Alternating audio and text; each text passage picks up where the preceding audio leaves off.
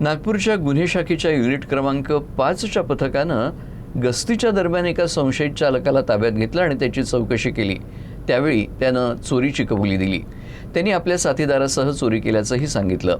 पोलिसांनी चोरीचा मुद्देमाल जप्त केलाय आणि फरार आरोपीचा शोध सुरू केला आहे। पोलिसांच्या चौकशीत असं उघड झालं की आरोपीनं पारडी परिसरातील एका कुलूपबंद घराला लक्ष्य करून चोरी केली आणि त्यानंतर तो फरार झाला। अटक करण्यात आलेल्या आरोपीचं नाव सूरज तोडसे असं असून त्यानं आपल्या साथीदार इरफान अन्सारी सोबत मिळून चोरीचा कट रचला होता। चोरीनंतर काही दागिने 2 सोनारांना विकले, ते पोलिसांनी जप्त केलेत।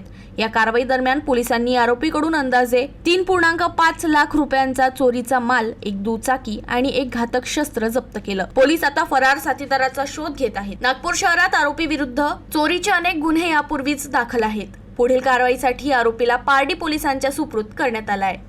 त्यातील जो ताब्यात घेतलेला आरोपी त्याची नाव सूरज विनोद तोडासे, वय 19 वर्ष, राहणार अंतुजी नगर, संगमित्रा बौद्ध विहाराच्या बाजूला, भांडेवाडी पोलीस स्टेशन, भांडेवाडी।